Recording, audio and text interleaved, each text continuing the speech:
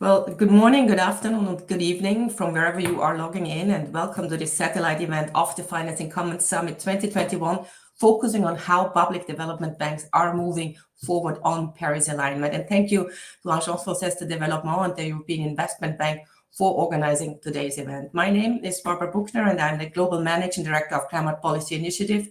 For those of you not familiar with Climate Policy Initiative, or CPI for short, we work with governments, with businesses and financial institutions to drive economic growth while addressing climate change. And our partnership with public development banks has been strong since we started CPI a little over a decade ago. So as we roll up our sleeves and head into an even more intense period of work, I want to take a moment to frame the importance of public development banks.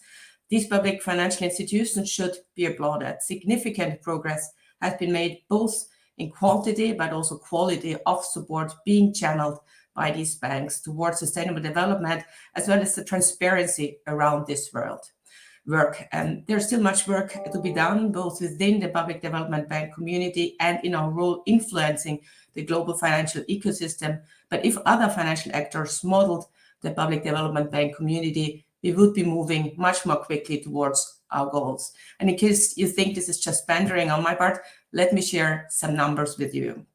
As almost all of you know, my organization CPI is well known for its climate finance tracking work and our global landscape of climate finance. And today we've just released our initial findings of 2019 and 2020. As in past years, as what we see is that during this 2 years period, public actors made up a little over half of annual climate finance. Admittedly, during these times of great economic turmoil, this is exactly the role we need public finance to play. But considering where we need the private sector to be in climate and sustainable finance, the vital role that public finance plays became abundantly clear as the pandemic disruption started to emerge. Development finance institutions and public development banks more generally are critical catalytic points in the ecosystem. Of the 51%, or the $321 billion in public climate finance over 2019 and 2020, the development finance institutions raised, provided, and managed more than 2/3. And during the same period, we saw bilateral and multilateral development banks increasing their commitments. And we'll get into the details of some of these figures during our panels today. But those numbers speak to the quantity, but I also mentioned quality. I think what we see is that public development banks are demonstrating leadership in expanding climate portfolios beyond mitigation. The share of adaptation and resilience commitments are at their highest level as a percentage of development finance institutions' commitments, and we're starting to see specific commitments to biodiversity and other sustainable development aligned goals. I can also tell you from our work at CPI, where we encounter significant data gaps, that the public development banking sector also takes a leadership role and tracking and reporting, which is crucial to increasing ambition. And this commitment to quality is reflected in another piece of work that we will launch this month, the Framework for Sustainable Finance Integrity. And the framework was actually conceived exactly 1 year ago in advance of the first Financing Commons Summit.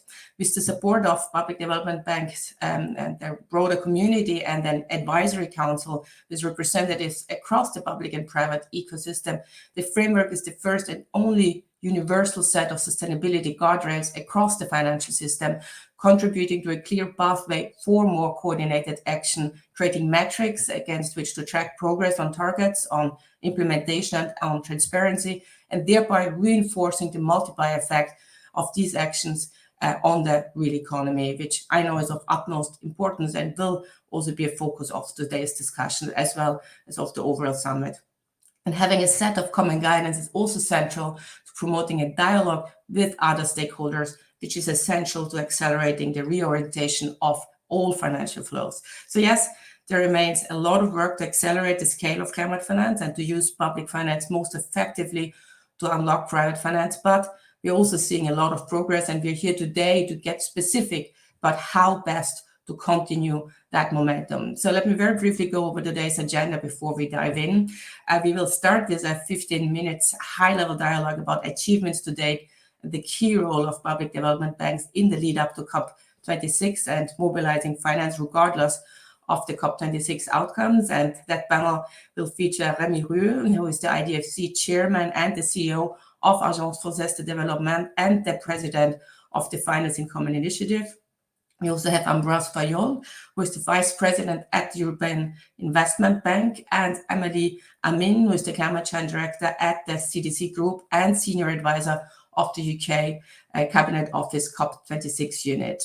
Following that, we will have a deeper dive into Paris alignment, and I will introduce my panel at the beginning of that segment, and we will then enter a brief round of discussion on sustainable finance integrity, exploring what is needed to link the work that's ongoing in the public development banks community with other coalitions and which issues need further work. And we will then end with concluding remarks from Darshan Vignanara, who is the Deputy Director for Finance and Resilience at the UK Cabinet Office at the COP26 unit.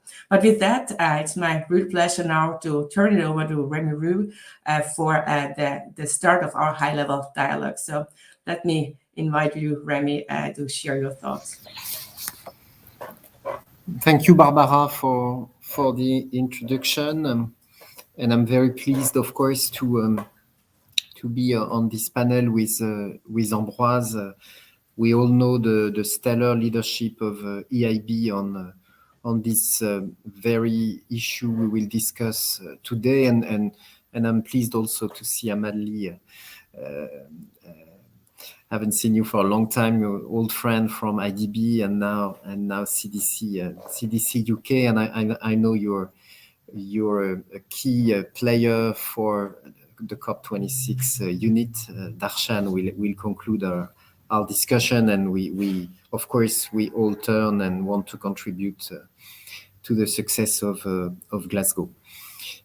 First, maybe just to share with you that I'm not in a satellite. I'm in Rome for the Finance in Common Summit, and extremely proud and pleased to host so many colleagues tomorrow, in presence or virtually, of course, again. And I want to start by saying you in a nutshell what the summit will be about this year. Of course, first demonstrating that our movement of all public development banks and their stakeholders is gaining ground. We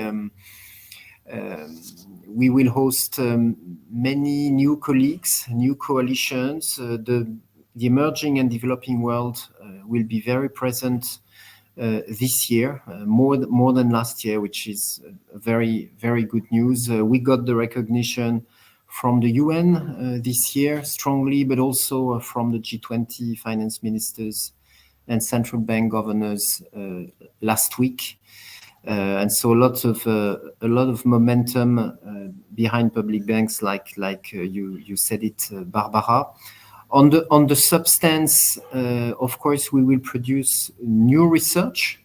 We have identified 530 public development banks now, about a $20 trillion aggregated balance sheet, and a significant increase from 2019 to 2020 at the heart of the crisis. We have found public development banks in nearly each and every country in the world, and those that have no national institution, of course, are covered by regional or regional like EIB, or international institutions like the World Bank and others.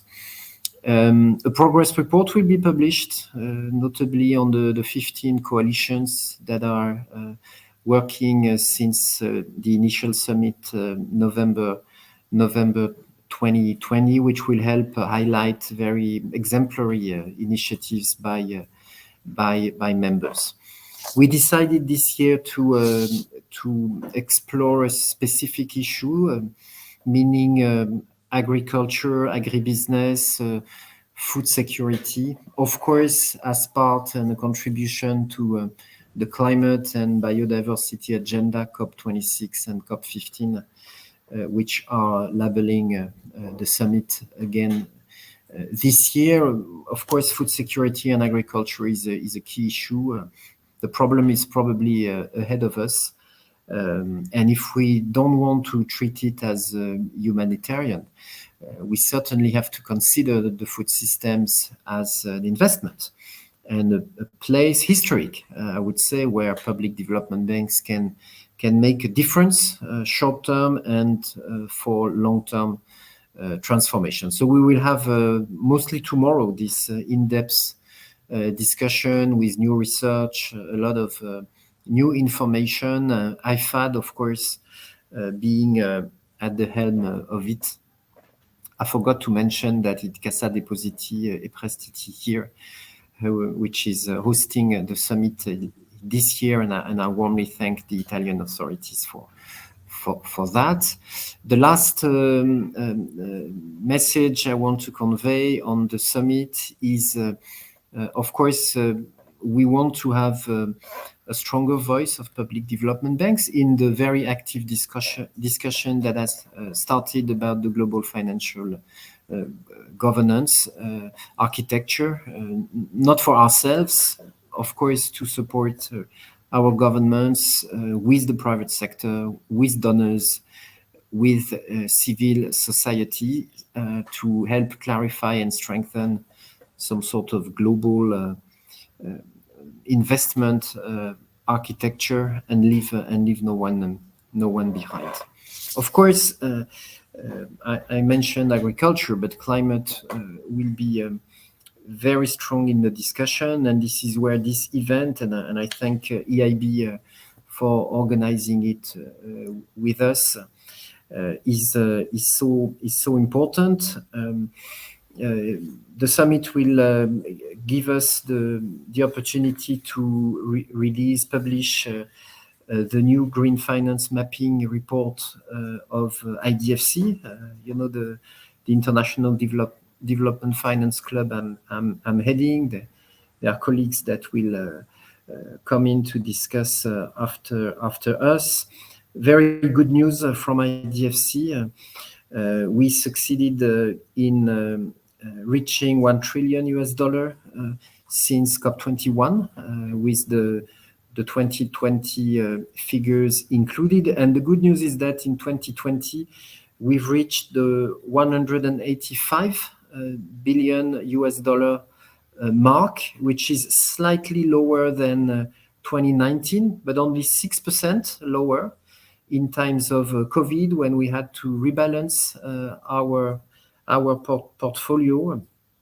A strong increase on adaptation finance, up 42% from 2019, and for the first time an initial figure, 14 billion for biodiversity finance originated from IDFC. So we are already way higher than what the club pledged at the Climate Action Summit back in September 2019. And of course, I know Darshan is paying attention, but we are working very hard, and that's not so easy, of course, to set new commitments by Glasgow, of course, from our group of 26 regional and national, mostly national public development banks from all over the world.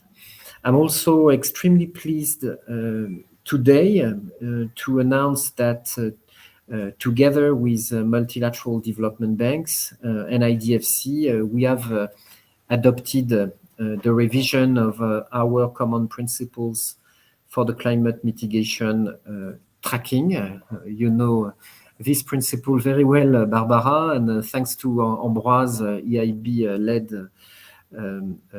a key part of this work. So we now have a revised, more precise, more comprehensive methodology to track climate finance that, of course, we will share with all Finance in Common colleagues in the coming days.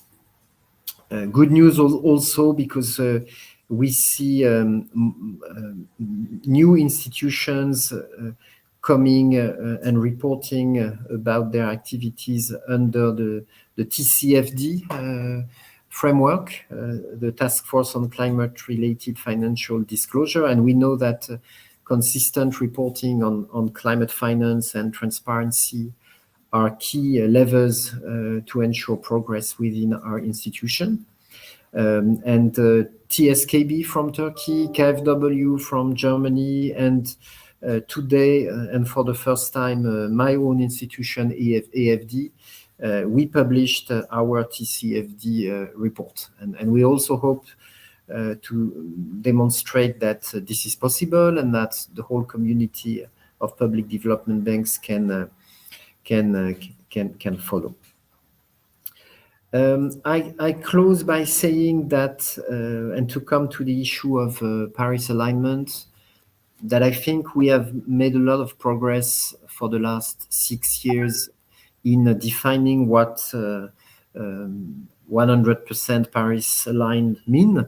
Of course, the new country diagnostics for climate and development that the World Bank is now producing are very important to have a judgment, a say about the trajectories of the countries and put this in the market. We have also, all of us, worked a lot on aligning our operations, I mean, the offer. And we all know, but I will turn to Ambroise on this, of course, that the frontier topic now is beyond the trajectories of the countries, the long-term trajectories beyond our bank's operations. The question of the alignment of our clients, of our counterparts, of our partners is absolutely key. I mean, financial intermediaries, utilities, various industries. And I hope that the discussion between all of us will go in this direction to increase and speed up the transformation of all value chains as this is urgently required. I stop here and thank you all. So I think a lot of good news from my side, but also a lot to do to reach the agreement and create as strong as possible a momentum by Glasgow and beyond. And we stand, of course, at the disposal of all participants to exchange on that. Thanks a lot. Fantastic. Thank you so much, Remy. And again, thanks so much for your leadership in this space here. I think lots of good news. We've heard more banks, which means, covering more development banks, but also the news on financial flows, but also the news around better methodologies, better transparency, and certainly some of the frontiers on how you test around operationalizing Paris alignment. Certainly lots of issues we will dive deeper, and certainly we look forward to seeing whether there will be possibly new commitments by COP. But with that, let me hand over to Ambroise immediately. Ambroise, EIB obviously has been a leader in the context of Paris alignment of climate and sustainable development more general. So looking forward to hearing your opening remarks. Thank you so much, Barbara. Good afternoon to all of you from Luxembourg. I will be joining you, Remy, in Rome tomorrow. Good afternoon, Amalie, and a pleasure to speak here today. I will try to be brief because Remy has exhausted basically the time that was allocated to the whole session. So, and said, I'm not going to repeat what you said very well, Remy, but let me just start by thanking a lot you, Barbara, Amalie, and in particular, Remy, for all the work that you have done to make sure that this Finance in Common initiative is a bigger success every year. And actually, this is a remarkable initiative that you have taken, and congratulations for that. And congratulations for the work that actually you are also doing with the group of Multilateral Development Banks that you are chairing. Maybe a few words on where we are ourselves. So we have started to embark, we as the European Investment Bank, we are the Bank of the European Union, and we are embarking into a big transformation of the bank to become the EU Climate Bank. with both objectives that are qualitative and quantitative. Quantitative was decided, as many other institutions, to increase significantly the share of what we finance for climate action from 25 to 50% by 2025, to mobilize a lot of new investments as well, but also qualitative in terms of moving to Paris alignment of our projects as of the beginning of this year. So that's something that is already in place. And that means that basically there are things that we will do much more and things that we will stop doing. And projects that we were used to do in the past and that we consider are not consistent with the principle and the goals of Paris alignment, like, for example, the creation of the support of new airports. So this is where we are. What we have decided, and we will announce that in Glasgow, is two other things. The first one is actually Remy alluded to that. What do you do for projects that are clearly Paris aligned with institutions that are clearly not Paris aligned? And this is what we are going to do. It is called the PASS. This is not an acronym for once, but it is the Paris alignment for counterparts, basically. And under which conditions we have concentrated on those high-emitting corporates and big banks, to make it short. Under which conditions can we continue to lend to these institutions? And that's something that was, under a lot of discussion inside the institution, that has been approved by our board last week. And that will basically be a number of conditions that I'm not going to elaborate here, but under which we can continue to do business and to make great projects actually with counterparts that are not necessarily Paris aligned, but we have commitments, of course, to become and clear plans actually, and not plans till 2050, but plans for 2025, 2030 to get closer to the objectives that we have in Europe. And the second thing we will announce is actually a plan that is we have our first adaptation plan at EIB. We didn't have one, so that's something that we are going to. We are more used to do projects in the mitigation area, to be frank. And actually, we see that in Europe this summer, in Africa, unfortunately for a long time, and Africa, the continent that suffers the most from climate change and that contributes the least to climate change. We see the damages of climate change that is already there. So adaptation is going to be key.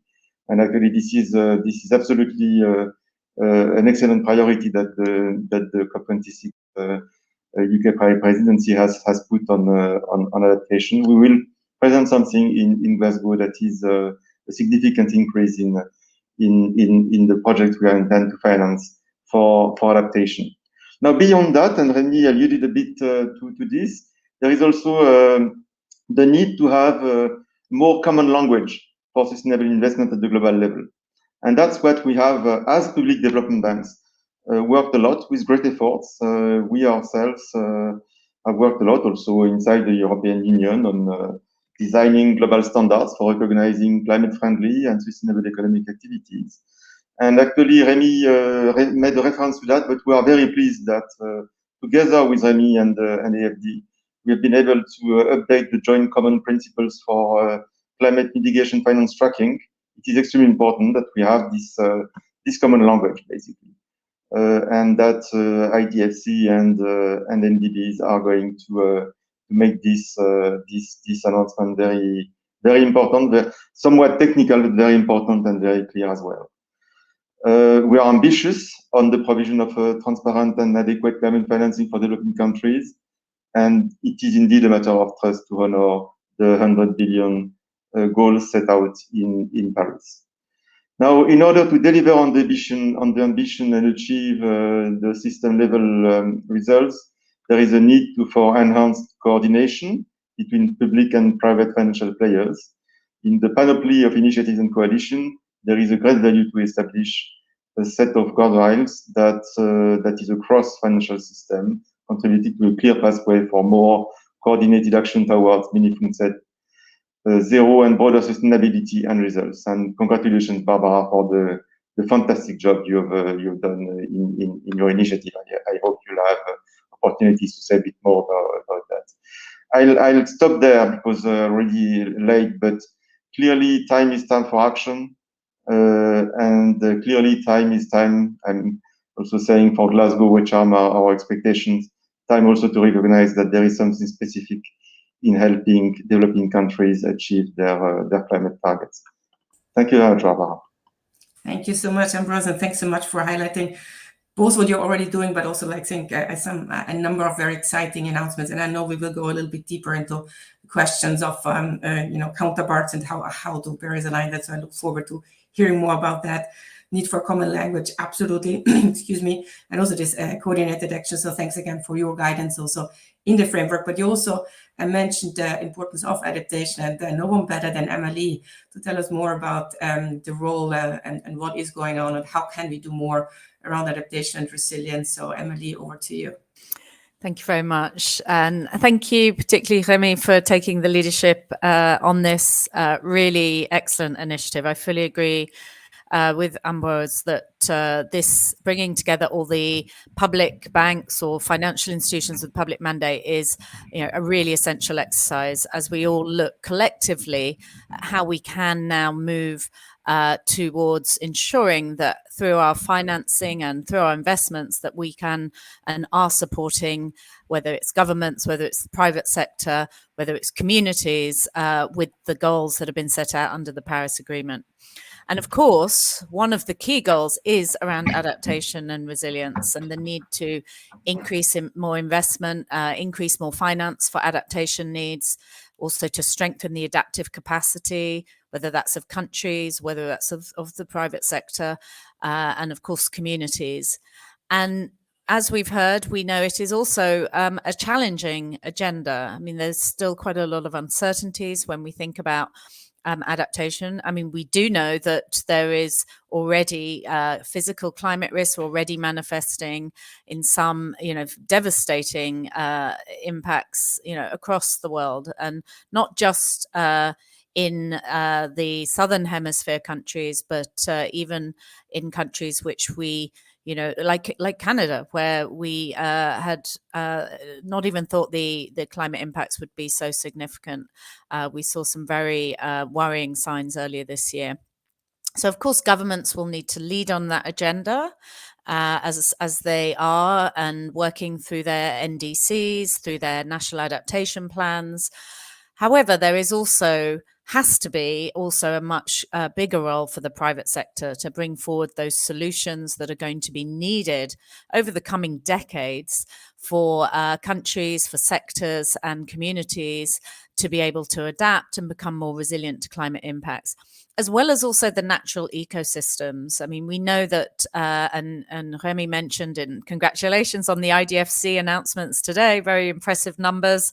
The $1 trillion commitment is incredibly impressive, but also that you're now reporting on nature finance, which is obviously a really interesting new area. And so critical when we think about adaptation resilience, we know the role of nature-based solutions are so important, and yet also vulnerable to climate impacts themselves. So we at CDC, the CDC Group, the UK's DFI and impact investor, we have placed adaptation resilience as one of the core building blocks of our strategy on Paris alignment. As similar with the MDBs and the building block 2 in particular of the MDBs. And yet we know it's also challenging to increase private investment where these business opportunities may be very relatively new, but also there are a number of market barriers that exist to these types of investments. So the enabling environment is still not there. At the same time, many of the business opportunities that we're seeing, at least, are very, very sort of early stage businesses that are challenging for us to finance on our own. So at last year's Financing Commons Summit in Paris, we were delighted with our core founding partners are AFD and Proparco, the Netherlands FMO, and also the Global Centre for Adaptation, as well as our shareholder, the Foreign and Commonwealth Development Office. We launched this new collaborative for coming together to accelerate private investment in adaptation and resilience and increasing adaptation finance. And that collaborative has grown. We've been doing a lot of work over the last year. We have a number of new members that joined early this year, particularly around the G7 event in May, including Italy's CDP, which we're delighted, and thank you, Italy, for also your leadership this year with the Finance in Common Summit. FinDev Canada and the US International Development Finance Corporation. We have also had some other members and partners indicating that they, well, joining and indicating, but we're going to be announcing that at COP. I just want to very briefly go through what the key goals and actions that we as a group of DFIs plus partners that can complement and work well in line with relevant mandates to deliver four main goals. The first being to substantially increase investments in adaptation resilience and also work together towards the adoption of a more common methodological approach to ensure that we can identify eligible investments and report on their progress. Secondly, to work to ensure that all our investments moving forward are resilient to physical climate risk, recognizing the need to really integrate that into our normal due diligence process moving forward. And it also very much links with the TCFD requirements that Remy referred to, where we need to better assess and then disclose how we are managing physical climate risk alongside other transition climate risk. And also, I think this is where we see an area where we are very keen to partner with others that are looking to make available resources to help overcome market barriers. So very much certainly the IDFC members or the Multilateral Development Banks that are engaging with governments in particular to overcome the policy and regulatory barriers to adaptation, particularly to help demonstrate the business case there for adaptation resilience, as well as also to partner with those that can build out the pipeline of bankable adaptation resilience investments. And I would see here a particular role for philanthropy as well, actually, because certainly some of the businesses that we're seeing coming through have benefited from philanthropic support. And then lastly, to really strengthen that public-private sector collaboration to assist countries, developing countries in particular, with identifying and also better articulating adaptation needs in a way that can help better signal to the private sector where the opportunities may exist, where the biggest needs are, and how they can then be addressed, and to then create the conditions for increasing private investment. So this is just a brief summary. I'm delighted that we've had this opportunity to provide an update on the collaborative, and very much thank everyone who's been very, very active and involved in the work over the last year to ensure the ongoing success of this collaborative in really working to increase private investment in adaptation. And I know, the work, we know the work, there's a lot of work ahead. So this will be, I look forward to next year being able to report on even greater progress. Thank you.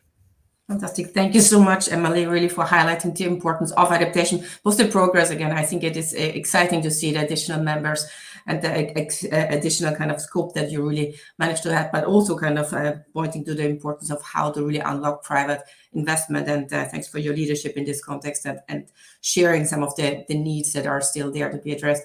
I am aware we are running already quite late, but I would like to really thank all my panelists from this high-level dialogue for really kind of setting the scene with like your vision and your kind of, also kind of indications where announcements might happen over the next weeks. So thank you all so much for being here, for all the updates from your side. I do want to thank you and wish you all the best in Rome. And I have to admit, I'm a little jealous not being there with you, but one day we will be able again, and I do hope to see you all in Glasgow. So Remy, Browse and Emily, thank you so much. And I think with that, unfortunately, as we are short of time, I will move into the deeper discussion with my panel. But thank you so much, all of you. Again, and see you soon. Thank you very much. Bye. Thank you so much. Well, with that, let us now have a deeper discussion into Paris alignment. And I think we've already heard from our high-level dialogue speakers some of the really the frontier issues and some of the areas where we really need to kind of get a grasp of how to operationalize Paris alignment. So let me now introduce my panel. I'm very pleased to have here with us Steve Hammer, who is the advisor on global partnerships and strategy, climate change at the World Bank Group. Steve, it's great to have you. We also have Nancy Syke. Wonderful to see you, Nancy, who's the Chief Climate Change Expert at the European Investment Bank. Wonderful to have you as well, Nancy. Very pleased also to welcome Mohamed Sayed, who is the Climate Change Specialist at the Development Bank of Southern Africa. Mohamed, I hope you'll be joining the stage shortly here. And in addition, very happy to welcome also Ubado Elizondo, who is the climate coordinator and the co-lead of the climate group of the IDFC and the climate change coordinator at CAF, which is the Development Bank of Latin America. And last but certainly not least, very nice to see Soren Andreasen, who is the CEO at the European Development Financing Institution, the EDFI. So wonderful to have all of you here with me today. I think we're still waiting for Baldo, but let us get started. Here is Baldo, wonderful. Let us get started, and maybe Steve, let me directly hand over to you just to hear a little bit more on the strategy from the World Bank Group, also in the context of the MDBs joint work program on Paris alignment. So Steve, the floor is yours. Well, thank you, Barbara, and it's a pleasure to join. And apologies that Bernice, she had an emergency she had to deal with this morning, so apologies she can't join you. As you say, and as has been mentioned already, the MDBs have been working on Paris alignment issues for several years, trying to develop a common framework. And it's important that we have a common framework because we often co-finance projects, and it would be difficult if one bank decided a project is aligned and another made a different determination. So we've had a series of working groups that break this down into component parts, whether it's a lending project, whether it's a policy-focused project, whether it links to private finance, internal operations, or how we report on these things. So different working groups, and each of them have been working for some time now. Some has advanced further than others, and some institutions, as I'm sure Nancy will talk about, have already taken this work and begun integrating it into their operations. In other cases, such as the case of financial intermediaries and policy-based lending, work is progressing nicely, but it hasn't advanced quite to the point where we have documentation to share publicly, but hopefully that will be coming soon. In terms of the World Bank Group, we made a commitment back in the spring to align all of our operations at different points in time over the coming years based on where we're at with the different methodologies. But I think what we've seen is that translating these high-level principles or the core framework into something that is operationally appropriate takes some time. And so now we're aligning it with the new country, Remy mentioned the Country Climate and Development Report, the CCDR, that will really, fully integrate climate into all facets of our development conversation with our clients. And we need to develop protocols because we're only going to have 30 of them done this year, and then we'll ramp it up and cover all of our clients over the next 5 years, and then start the cycle again. So we need to help teams understand what do they do if a CCDR exists versus if one does not. We also have to weave all of this Paris alignment determination or assessment process into our basic project documentation.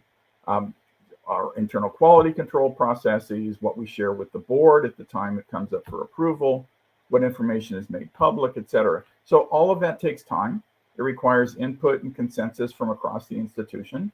And we have to train staff on how to do this kind of assessment. In the case of our climate finance numbers and the climate finance assessment that we've been doing now with the other MDBs for some years, we utilize a centralized process. With Paris alignment, it'll be more decentralized. And so we have to train several thousand staff on how to do this, what resources they can draw on, make sure we have access to knowledge sharing across teams, across sectors, so that one team doesn't feel like it's recreating the wheel. So all of this is going to take some time. This is not something we wish to rush because we really want to get it right. Fantastic. Thanks so much, Steve. I think clearly we kind of went from the high-level dialogue into more of the details already. I think so. I think it's great to hear just, some of the challenges, because again, I think we can overcome and just, overcome some of these issues only if we really kind of share this information across the financial ecosystem. So I think hearing what you're doing is really interesting, and I think it's a great leeway into what we will hear from Nancy now. Hopefully, Nancy, obviously, we've already heard from Ambroise, the bigger kind of announcements on how you're going to help your clients to achieve Paris alignment. And I also read on your website that's actually you're helping your clients achieve Paris alignment with a 1.5 degrees Celsius, which is incredible. So I would love to hear from your side just a little bit more general, what's the approach and some of the issues that you've seen in this context. Thank you. I just want to check that you can hear me. I was having a bit of a problem earlier. It works very well. Okay, that's great. Thank you very much for asking me these challenging questions about when you actually try to put these high-level commitments into practice. And I think that's something that we've been doing for the last few years. And it's obviously something, as Steve said, that we share very much with the other multilateral developments. But in fact, we also share with others, and we've had a number of discussions with AFD and other public banks, but also, of course, with commercial banks. And as we go towards Glasgow, where we have the net zero alliances of different parts of the financial system, it's obviously important to interact with those players, whether they're commercial banks or fund managers or others. So yes, we had the commitment in 2019 that we'd be Paris aligned in all of our financing activities by the end of 2020. We then spent a great deal of time in the following year putting together what we call the Climate Bank Roadmap, also updating our climate strategy. And both of those were approved in November last year. And I think that really now what we find is you have to actually sort of work out how this is going to work, as Steve said, for all different types of financing, for different types of clients, whether you're doing intermediated financing. You also have to think, because this is about financial flows, it's not just about our operations. We also have to think what we're doing in our treasury. We have to think what we're doing in how we run our buildings and travel. We have to think what we're doing in our advisory services. And a number of questions came up, which perhaps we hadn't thought about until we were doing it. And, then the important thing is to work out what we should do to address those issues, share that experience with others. So I'll give you an example. For example, if you do advisory programs, they're often very upstream and you don't actually know what the end result investments might be. So therefore, when you're doing this advisory program, how can you check whether it's Paris aligned? How can you check whether what the client wants you to look at is Paris aligned? I think the only way is to integrate the climate aspects into that plan and acknowledge that there may be some advisory programs that perhaps we would not be able to do if they were fully fossil fuel focused, but that overall that main aim is to support our clients to be moving towards Paris alignment, whether they're public or private. Some of the other lessons we've learned is that we took the MDB 6 building block approach, and if you read our Climate Bank Roadmap, you can see it does address all 6. But we found that for a lot of types of business that we do, having a decision right near the end of the analysis as to whether something is going to be Paris aligned or not, in our view, or whether we would be able to support it, is not appropriate for us or our client. And so using the approaches that we'd worked with the MDBs, we actually decided to have some clearer go, no go signals at the beginning of the process of looking at a project and talking to the client, so that everybody can be clear, if you like, where might the problem areas be, and also not to waste everybody's time, perhaps, if something is no longer going to be in line with what the bank can support. So to that end, for example, having a very clear indicator like our emissions performance standard, which is 250 grams of CO2 per kilowatt hour, is actually helps a lot, because everybody can be really clear up front about, is this a project that the bank would be able to support or not? So that's one or two big learnings. The last thing I would say is probably, and if Amelie's still listening, I'm sure she'll appreciate it. And by the way, we've also support and are a member of the collaborative since before the summer last year. And our adaptation team are very active in that collaborative for accelerating investments in adaptation and resilience. They'd probably be cross with me if I didn't mention that. But very importantly, another huge thing that we've been doing is really focusing in on adaptation, and we've developed this adaptation plan. But I think the other thing that I want to say is, as well as having the adaptation plan with a target for adaptation and various focused partnerships and efforts that we're going to make, one of the things that we've really had to make sure we do is integrate the adaptation angle, the resilience angle, into the work we're doing with climate clients on their plans. And I think it's very easy to, if you're not paying attention, to perhaps focus a lot on the decarbonisation aspect of these plans, whether it's a corporate or a public entity. But we have found that's really, really important, and you have to build that in from the beginning to also be addressing the resilience angle at the same time. And that, of course, fundamentally fits with what the MDBs are also trying to do in building block 1 and building block 2. These are not two completely different approaches. In the end, they have to be integrated into one approach.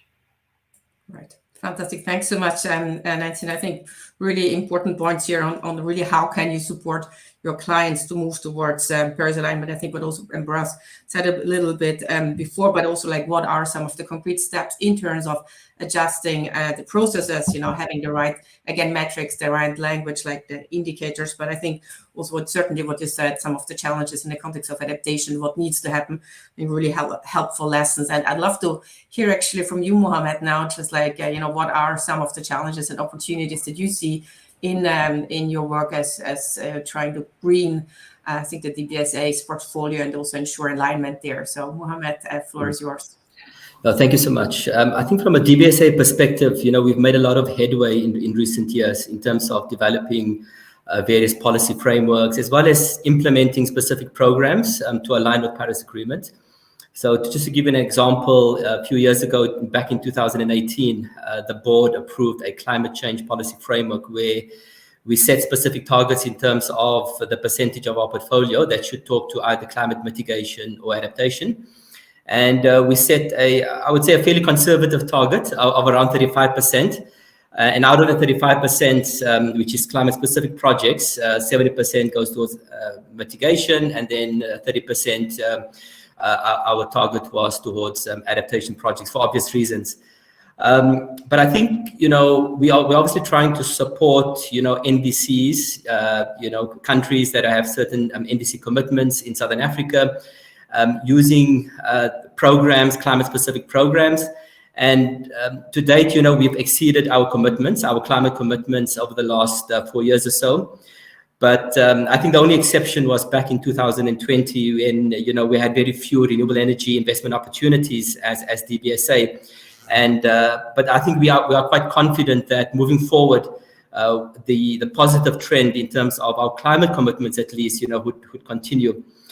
Of course, in terms of the balance between climate adaptation and mitigation, historically, mitigation has been the low-hanging fruit, but we are looking at ways to improve our investments in adaptation, particularly the water sector. So to give an example, we're busy working on a program around water reuse in South Africa and trying to create a new asset class in the sector, and with the hope of trying to crowd in private sector to support, water reuse projects.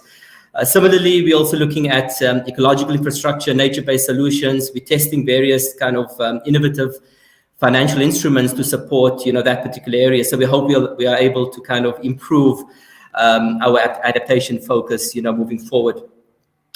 As I've mentioned before, we've managed to implement various programs to support NDCs. I think the challenge for us is a lot of countries that may have sector focus areas around those NDC commitments, those sectors may not necessarily be aligned with the DBSA mandate. So we might have a challenge supporting, obviously sectors which are outside our core mandated areas. I think we've obviously, trying to ensure that, we reduce our high carbon investments. So despite, the positive trend in terms of our commitments, of course, we do have a significant portfolio of high carbon intensive investments. And to address this, we approved a just transition framework early this year. And this incorporates an energy strategy as well. So obviously there's a big focus in terms of our energy investments, and the framework aims to obviously curb the rise in high carbon intensive investments and address transition risk. At the same time, looking at, social equity issues and biodiversity, etc.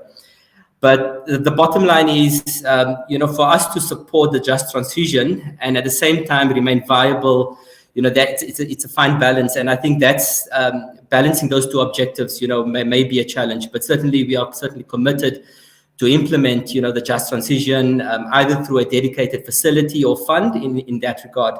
And we've got a number of initiatives, with our utility, ESCOM, that we're trying to propose for their support. Over the last few years, we've obviously implemented quite a few other policies and frameworks. I think one of the previous speakers mentioned about embedding certain climate indicators, and we've done the same in terms of, trying to ensure that we have climate considerations in our development results framework.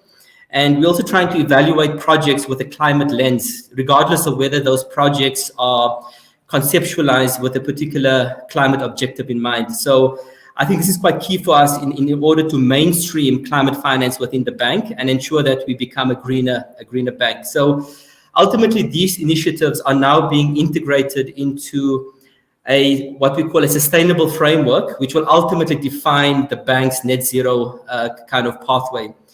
So I think in conclusion, all these policies, as I've mentioned, and these frameworks set very stringent criteria that supports DBSA's drive to be a greener bank and help, obviously, the transition away from fossil fuel-based investments and align with the Paris Agreement beyond to become a net zero bank. However, I have to say we have to be cognizant of the sovereign's position as well. We are obviously a South African-owned, a government-owned entity, and we need to make sure that any pronouncements, especially around net zero, has to be aligned with the sovereign where we can. So I think that's something we also need to be obviously aware of. And I think in that regard, as you may be aware, the South African government announced very ambitious, at least more ambitious targets with regards to, the NDC mitigation commitments. And as a development finance institution wholly owned by the government, we will obviously do our best to commit to that pledge, but not only South Africa, but also all other countries in Southern Africa that fall within our geographical mandate to support, their pledges or NDCs, obviously within our core mandate. So I think that's been our journey so far. We're not there yet, but hopefully, we'll be able to, achieve our objectives in the coming few years. Thank you. Fantastic. Thank you so much, Mohamed. And I think thank you really also for highlighting some of the real challenges. I think what you mentioned around, excuse me, the just transition and really how you're trying to address that, but that there is obviously still this difficulty of how do you curb the rise of high carbon investments. But again, addressing these issues and really putting them into practice, I think is what is needed. So testing this and really exploring ways of doing it, I think, are extremely important. I think also what you mentioned about some of the other challenges, like having basically needs in sectors that are not in your mandate, which again, I think is another really important issue that we need to keep in mind. But with that, let me move now to Ubaldo. And Ubaldo, you actually have quite some ground to cover, because obviously you are the co-lead of the climate group of the IDFC, which you already heard from Remy quite a bit about. So I'd love to hear a little bit just on both on the side of IDFC's progress in this area, but then also kind of getting some of your lessons from how CAF is actually addressing various alignment, but some of the progress and the challenges there. So Baldo, over to you. Thank you, Barbara. Can you hear me there? Can hear you very well. Okay, thanks. Well, very nice to be sharing this panel with all my colleagues. And as already was mentioned, with all of the the news from IDFC and Mr. Remy giving the good news of our green finance mapping for 2020, with very high numbers and reaching the threshold of $1 trillion of green finance commitments from 2015. So already overcoming an initial commitment, including the numbers for 2020 of 185 billion.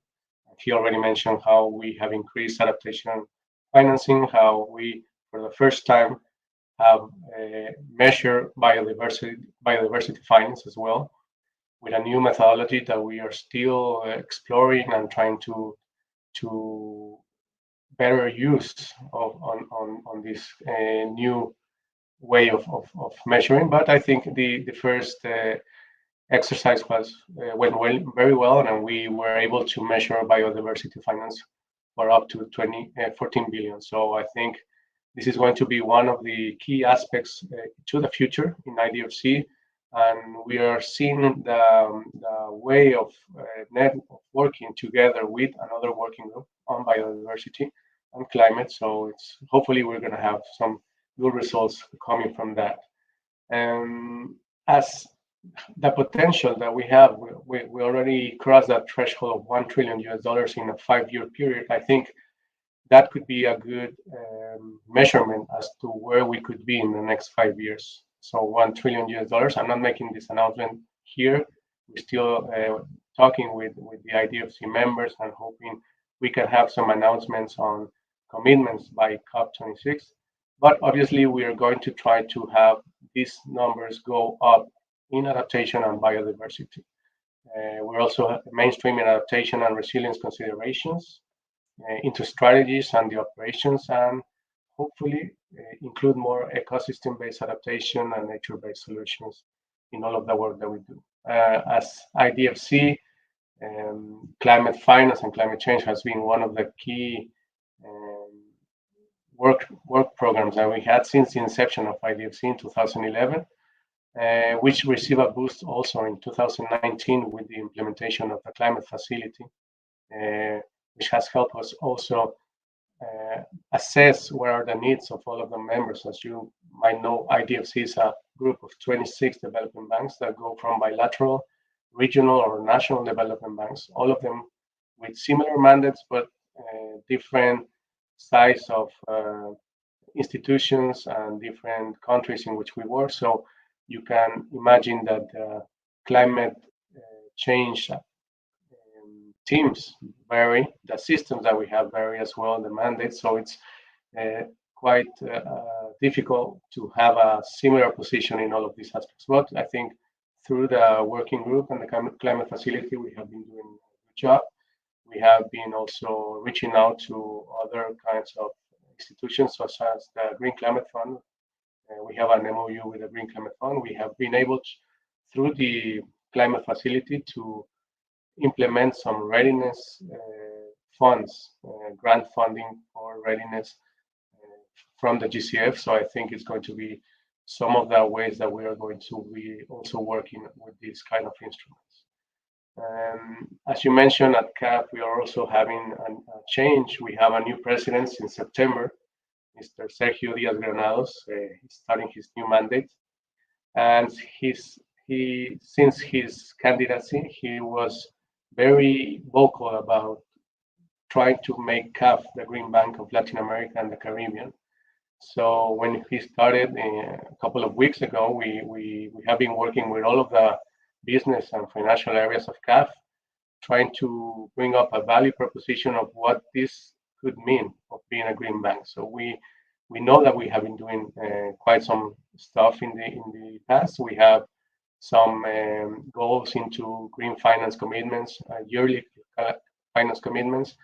We have been working as well with the financial mechanisms of a Green Climate Fund, Adaptation Fund, Global Environmental Facility.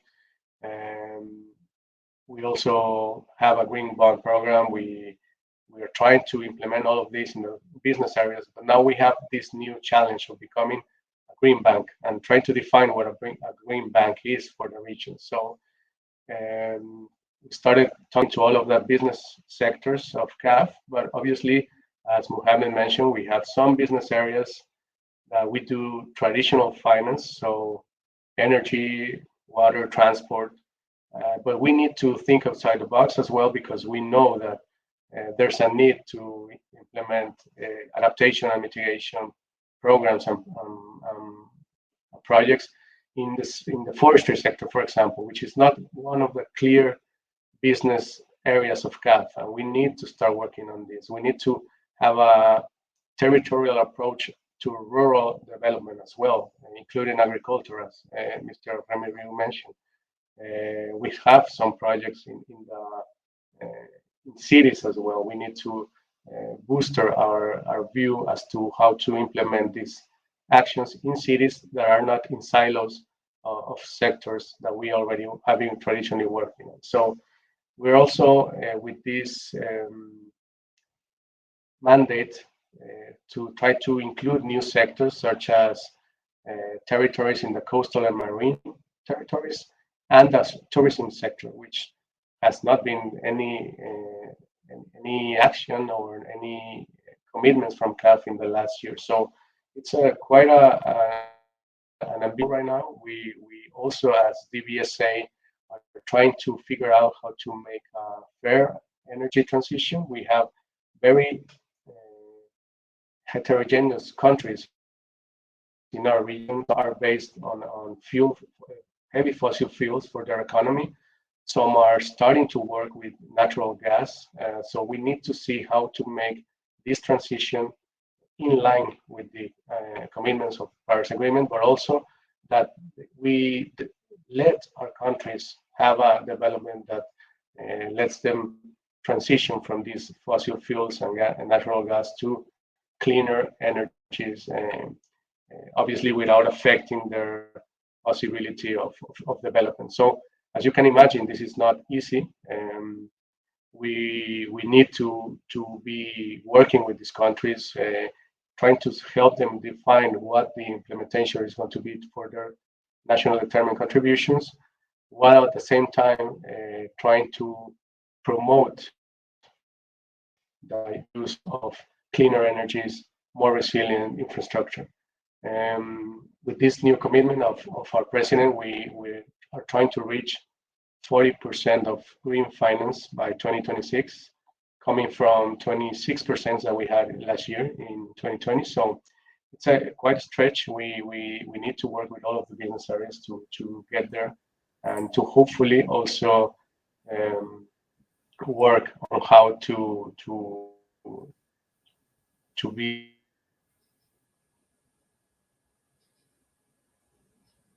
the commitments of our countries. So thank you, and thanks for watching. Thank you so much, Ubaldo, both for highlighting a little bit the journey of the IDFC, but also then really going deeper into some of the issues I think that we already also heard from Mohammed. But I think all that really kind of, as you said, I think thinking outside of the box and really thinking on how can you operationalize Paris Agreement, and how can you address some of the difficult issues, which is like ensuring this transition on the ground. So certainly still a number of issues that I feel I need more work and more concerted action from across the different groups that are working on Paris alignment. So I think very good to hear about that. But let me now go from one network, from the IDFC, to another network, the EDFI. And Søren, it would be great just to hear from your side also, an update on the work regarding, Paris alignment, but obviously also, as you've heard from a few others, also the TCFD reporting that EDFI is doing. So the floor is yours. Over to you, Søren. Thanks very much, Barbara. And it's exciting to see the progress that institutions are making. And it's clear that there's momentum for climate action from public development banks, and that sets a very good stage, I think, for the financing common kicking off. We, as European development finance institutions, issued a set of shared commitments ahead of Finance in Common last year in our statement on climate and energy finance, where we announced the commitments to align all financing with the Paris Agreement, and to also implement a net zero pledge by 2050. And since that time last year, we've been working cooperatively to see how we can implement these commitments in an effective and transparent way. As you said, that involved adopting the recommendations for TCFD for reporting as a basis for reporting from all institutions. Some institutions have begun to issue these reports already. Others are, for others, it's a work in progress, and we have been gathering experience over the course of this year, what it means for a DFI to implement these recommendations effectively. I'll talk mostly today about the harmonized approaches that the DFIs have been working on to implement Paris alignment at the project and portfolio levels. And I think I'll very much echo what we heard from the colleagues about some of the challenges related to this, and very much also maybe to restate the obvious, that Paris alignment at the level of projects is not a flip that you can switch. It is to a great extent a learning journey that the DFIs are still on, and I think that they will remain on for quite a while, seeing that the challenge is also different from sector to sector. I think in terms of aligning at the project level, it's obvious that we've made a range of fossil fuel exclusions as DFIs for coal and fuel oil financing, and progressively for all fossil fuel financing over the next several years. And that in a sense is the most clear-cut and straightforward starting point when we look at Paris alignment. When it comes to climate mitigation finance or green financing more generally, we are very well helped by the kinds of frameworks that have been issued and now updated by the MDBs and IDFC partners. And several of our members are also implementing EU taxonomy as a basis for their green claims. There are still significant challenges to be worked out in terms of data availability for clients, especially clients in less resourced environments, smaller client institutions and financial institutions in developing countries, that we as DFIs need to work through and find an effective way of implementing this in emerging and developing markets. And then I would say for everything else, there's clearly now an approach where you have to assess financing that you do in areas that are at significant risk of misalignment. But as DFIs, there's quite some variation between the frameworks available for us to adopt to do that in a harmonized and fully reliable way, and much experience still needs to be gathered to see how you have an approach here that's reflective of the different circumstances of different sectors and clients. And I think Steve mentioned some of the challenges related to intermediated financing. We clearly, as DFIs, will look also to learn from what MDBs are developing in this area. And generally, I think we are quite in the same situation as many private investors that are looking to be fully Paris aligned in terms of finding credible and implementable frameworks that we can adopt.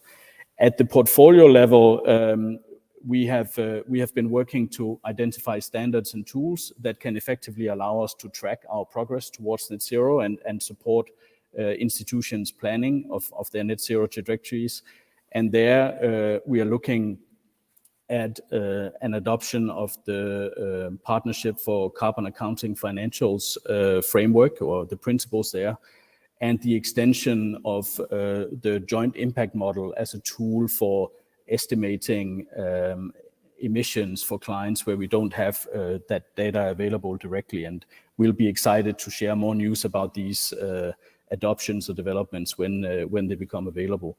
The last thing I would say with respect to the implementation of our commitments, this is of course to a huge extent also based on our ability to help our clients and the sectors in the countries in which we work transition effectively towards the aligned business practices, Paris-aligned business practices. And there we take the development of our approaches and the supporting financing that we can provide, of course, as the number one responsibility that we have. But I also want to call out to colleagues that contributing to generally to adopt harmonized approaches, but also to work with governments that have to also, along with their national plans, provide framework conditions that allow for Paris-aligned financing to be favored and implementable at great scale is absolutely crucial. I believe that as DFIs or financial institutions generally, we rely very much on the policy frameworks to succeed in our plans and reach our targets when working to align towards the net zero future. And I look forward to hearing more in the exchange coming up here. Thanks very much. Thank you so much, Søren. I think a very important point on really the challenges of implementing these harmonized approaches, pointing still to the need for better data as well, but also being more reflective of the different sectors and the different clients and different circumstances more generally. So I think some really good points, and certainly this link to governments and the enabling environment, which I think we've heard from a few others. We are getting towards the end of our session, but before I'm handing over to Darshan for some concluding remarks, I would like to have a speed round with my panel here, because I think what I've heard in the discussion here is obviously, the devil lies in the detail, how to implement Paris Agreement on the ground, and that it is a journey where, you're learning all on basically by doing on how to operationalize Paris Agreement. I feel, and I said it at the beginning also, that there is this need to bridge us between the various silos in which these discussions are evolving, not only the public development banks, but also more broadly, because ultimately it's the financial system as a whole that lies at the heart of a sustainable future. And so I briefly mentioned this framework for sustainable finance integrity, which we are developing, which provides this universal set of sustainability guardrails across the financial system, really based on, looking at all the different coalitions and initiatives that are going on. And so I'd love just to get a very brief point from each of you on just to get a sense of what you think are some of the big questions that are still ahead of us, or whether something like the framework addresses that by really trying to coordinate between the different initiatives, but also maybe just like your sense of what is really needed to make real progress across the financial system. And I'll just go in the other order now. So Søren, I'll start with you again and then make my way up to Steve. But Søren, maybe just your quick reflections on that. Yeah, thanks very much, Barbara. I think as our group of European DFIs, we've really committed ourselves to working in a harmonized way. And part of that is just practically because we co-finance a lot, but also because we always rely on private counterparts to join us in the transactions we work in. And for that reason, we really believe that adopting broad, ideally globally accepted frameworks and approaches is a crucial part of successfully working with the private sector in an effective and credible way. And so there's a lot of emerging frameworks, there's a lot to navigate here, but I think if you enter it in with a mindset that as far as we can, as public development banks, we need to adopt these kind of broadly acclaimed harmonized solutions, I think we have gone a far way down the path we need to go. And I think your initiative there looks like a very promising way of helping navigate that. Fantastic, great. Thank you so much, Søren. Ubaldo, over to you. Thank you, Barbara. Oh, really fast, as you mentioned in the framework, I think we need to go from minimum benchmarks to leadership benchmarks, really set some leadership in targets and objectives, and really go into the implementation. Really have quite some ideas there, but I'm not going to take a lot of time. We need to strengthen strategic alliances with other DFIs, other platforms such as IDFC, MDBs. I think this is some of the best work that we have been doing in the last years. Also, how to involve the private sector. I think it has been mentioned a lot, like how we can really get them to participate. Thinking outside the box, really getting into alliances with other actors such as universities, foundations, NGOs, and also innovating in the financial instruments that we can offer. We're trying to blend better with the concessional finance and the grants that we can catalyze from sources such as the Green Climate Fund. Close relationship with the countries in which we work, trying to help them implement their NDCs and working with the developing institutions at the local level, national development banks and commercial banks as well. Thank you. Great. Thanks so much, Ubaldo. Some really, really important points here. Thanks for sharing those. But Nancy, over to you. Mohammed, sorry. I'm like... No problem. Sorry, man. I had some bandwidth problems, so hopefully you can hear me. I think from our perspective, I think mobilizing private sector funding would be quite key in order to make significant progress. And I think we've started that process by developing specific blended finance programs, in order to and credit enhancement initiatives to crowd in private sector. And I think despite the rigorous kind of reporting requirements, there is a lot of interest from commercial banks, especially in the region that we operate in, to support climate mitigation adaptation projects, and as well as gender mainstreaming, which is obviously quite key. So I think we would want to continue and scale up those initiatives beyond the countries that we've started looking at these interventions, and maybe look at the whole Southern Africa in terms of a dedicated kind of a program that addresses climate and where we can mobilize private sector capital. Thank you. Right. Thanks so much, Mohammed. And certainly replicating and scaling, I think, is extremely important. So thanks for that. But now, Nancy, over to you. Yes. So I think the key thing that I note from your framework, and it seems to me fundamental, is the issue of looking at what we need to do more of, and also what we need to, in a managed way, move away from. And that means supporting clients on the positive agenda. So sometimes people talk about sustainable finance in the same sentence as green finance. And actually at the EIB, we've also adopted, as of this year, in fact, a green finance target. So we are also not just following up on climate action, but also biodiversity, circular economy, depollution, and sustainable water use. And that, I think, is because we're facing a dual emergency. So it was interesting to hear a number of people talking about that. But when we talk about sustainable finance, there's obviously that positive agenda. We need to do more of that. We need to help clients do more of that. And in MDB terms, that's building block 3. Now, we also need to look at this managed move away, this transition away from the activities that are harmful to climate, but also to the environment. And I like the fact that you're trying to capture both sides of that. In fact, I think this idea of having robust metrics for that is important. In the end of the day, it all comes back to not us as banks, but our clients, whether they're public or private, and how we can help them. If they are in high emitting sectors, if they are in very non-resilient sectors or locations, how can we help them? And importantly, of course, think about the people whose jobs and livelihoods depend on that. But I do think, you asked about the COP. I do think the real thing we need now is a sense of urgency. This is not something that we can continue talking about and start doing.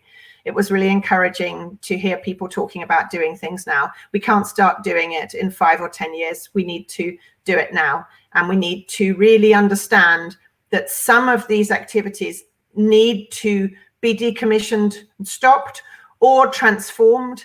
And we have to make sure that we work with those clients to help them make that transition, rather than sort of just walk away, because that's not the role of a public bank. Thanks. Fantastic. Thank you so much, Nancy. I think also for this call for action, I think extremely important. And working with the clients, I think you're fully right. I think we need to, if you want to mainstream, I think what we've heard from all the panelists here, the devil again lies in the detail, and we really kind of got to work with the whole kind of ecosystem of actors, particularly the clients here. But Steve, over to you before I hand over to Darshan. Thank you. And Barbara, just think, could we have had this kind of conversation a few years ago? We couldn't. I mean, the amount of, you mentioned, this notion of learning by doing, and look at what this group has been able to, it's the school of hard knocks, where we've had to learn all the challenges, learn to be nimble, learn, create new methods, create new frameworks, collaborate. So I actually think that we can take a very positive signal from what we've just heard today about the progress we've made. That's first. The thing that we all would benefit from is more long-term strategies. These are the signposts against which investors, governments, and their NDCs, need to be looking to as the long-term, establishing that long-term trajectory goal. And that's, if you have that type of information, then in terms of alignment, you can begin to assess whether an individual project or initiative or policy is actually moving you towards that goal on a good trajectory, or if it's taking you off that trajectory, putting you on a high carbon pathway, locking you in, greater potential for stranded assets. So this is something that we're thinking a lot about. The MDBs are talking a lot about. I'm hearing that this is going to be a big issue of conversation at the COP by the parties themselves. So, more long-term strategies would help all of us in what we're trying to do. Fantastic. That's a great point to end this panel here. So thank you so much, all of you. And let me now be very happy to invite Darshan Vijayanara. Continue to have issues with your last name. I'm sorry, Darshan. I'm not going to do it one more time. I'm just going to say Darshan, who everyone knows already, because he has been certainly key in helping kind of move the work of the COP26 unit forward. And Darshan is going to give us his concluding reflections around the role of public development banks, but also some of his vision, what's going to happen, what needs to happen on our road to COP26. So Darshan, the floor is yours.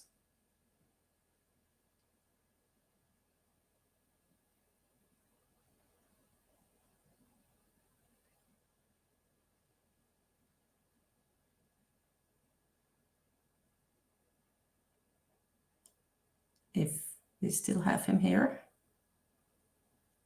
just give me one more second.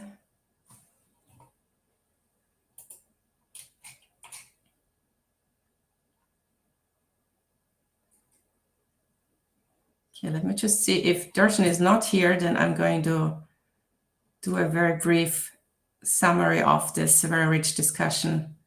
Let me just see whether Darshan is still here and whether we can get him back on stage.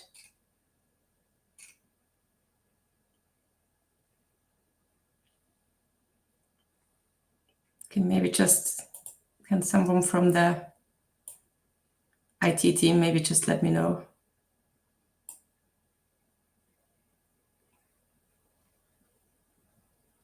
Apologies for that.